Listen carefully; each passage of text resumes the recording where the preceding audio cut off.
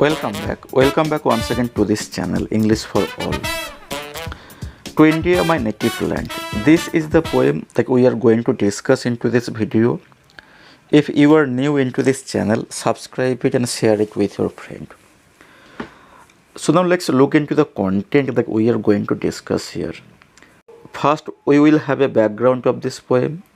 Next, we will discuss the entire poem line by line, and then we will have a discussion on the imagery and the symbols that Derozio has used. So without wasting much more time, let's begin the poem.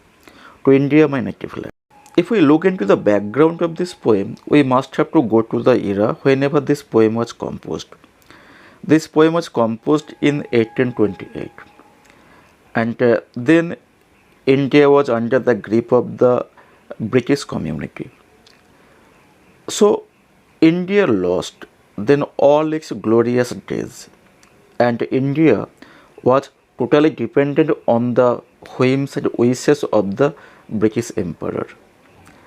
The poet is here trying to explore the glorious aspect of the bygone days, and how he can salvage those glorious past has been given a very beautiful depiction in this poem.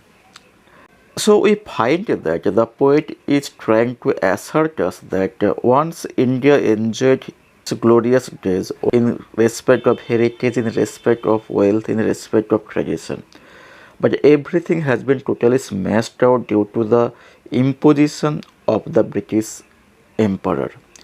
They inflicted inhuman torture into the Indians. As a result, India as a mother figure is now groveling, because all its glorious past have been totally crumpled out, and it is India which is now crouching to regain its own self-respect. We come to know that the poem actually is nothing but an assertion on the part of the Derozio that one day India will regain its lost glory. The poem was first published in The Fakir of Jahangir, a metrical tale and other poems. Whenever this poem was published into this book, this poem was untitled. There was no title, but later, thanks to Francis Bradley Bird, who gave the title of this poem. So therefore, we come to know the title of this poem, To India, my native land. Now, go to the main poem that we are going to discuss here. Line by line analysis will be also there in this video. To India, my native land. My country, in thy days of glory past, a beauteous halo circled round thy brow. So at the very beginning of this poem, we find that the poet is addressing India as my country. So here we find an apostrophe. The poet is giving us an impassioned address to our nation India, and the poet is thinking that India is his own country because Derozio was born in India. So he is considering India as his own country, and he is addressing India. He is saying something to India. What does he ask?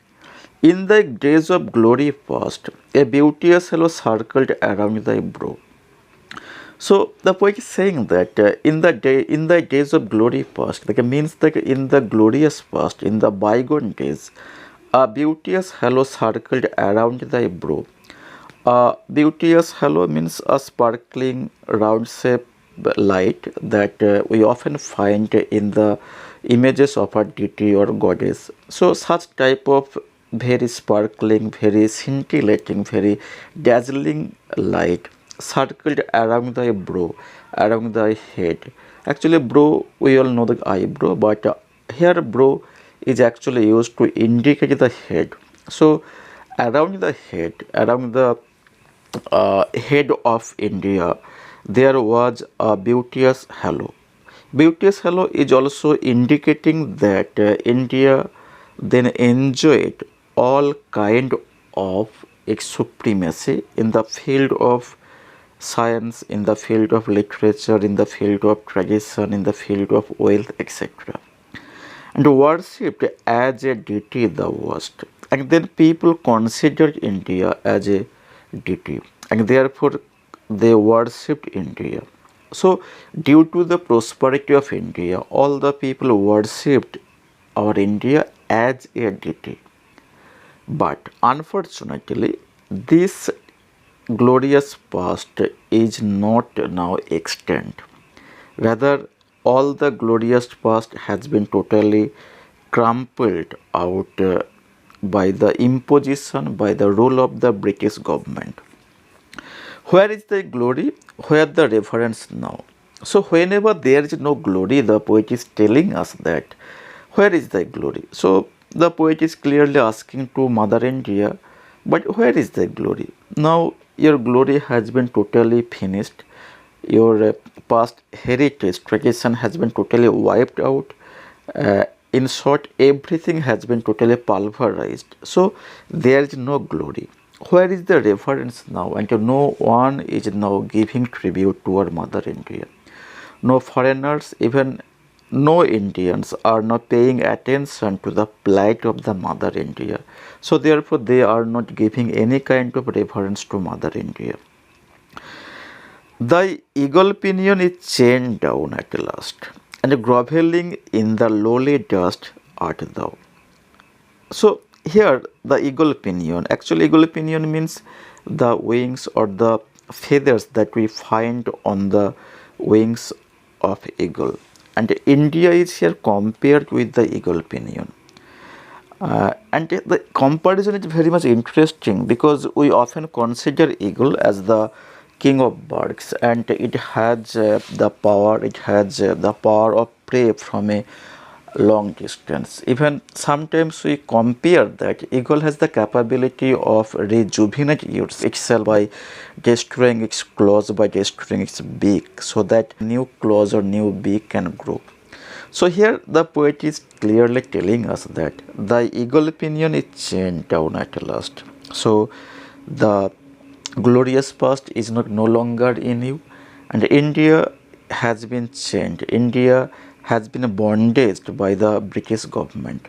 So here the word chain has been used very clearly because India is now under the pressure of the British government. So India is feeling now a crumpled situation, a crumbling situation, and groveling in the lowly dust the word.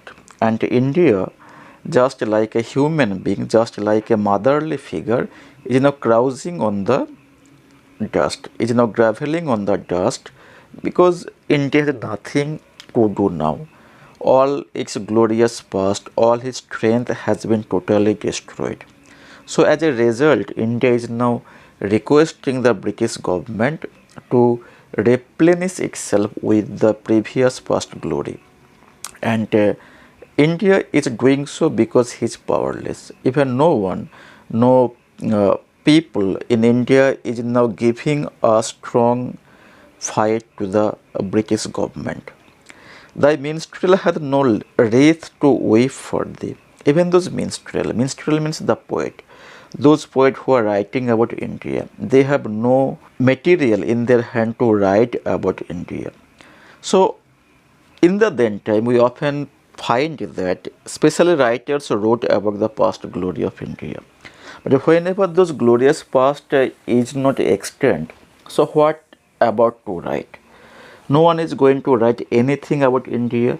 So here the poet is saying that thy minstrel hath no wreath to weep for thee. Your minstrel or your poets have no material in their hand. They are not finding any kind of subject matter to write about thee, save the sad story of thy misery. Save means accept. So India has only one thing, that is the sad story of the misery. So India is now totally gripped by the misery. India is now in crunching condition. In fact, from top to bottom, India is now filled with all kind of trouble, all kind of misery. So no writer is writing, no writer is producing anything good about the glorious past of India. Well, let me dive into the depths of time. So here the poet is clearly saying that whenever all the minstrel, all the poets have failed to produce any kind of glorious beauty of India, Derozio takes the lead to salvage those past glory. And here he's saying us that, well, let me dive into the depth of time. Okay, if it is possible that the poet could dive into the depth of time, that means that if he could go into the past time and bring from out the edges that have rolled, and if he had the capability of bringing out all those lost glory that has been gone into the dark oblivion, he would probably saved the past glory. A few small fragments of these wrecks sublime. And the poet is telling this. Probably he will not be able to bring out the entire glorious past. But if he is given the permission, if he is given the chance, he will dive into the past time and bring out and salvage very few small fragments of those glorious past. The poet is telling us that if he is given the chance to dive into the past, if he is given the permission to go into the past, if he is given the supreme power to go into the past, he will bring out not only all but a bit, a tincture of those glorious past that has been totally destroyed. Maybe there is some of the wreck, maybe there is some of the debris. So from the debris of the glorious past, he will bring out some of the glory so that the people can realize what India was in the past time, what India was in the ancient time, which human eye may never more behold. So the poet saying that the glorious past has never been seen by the common people of India.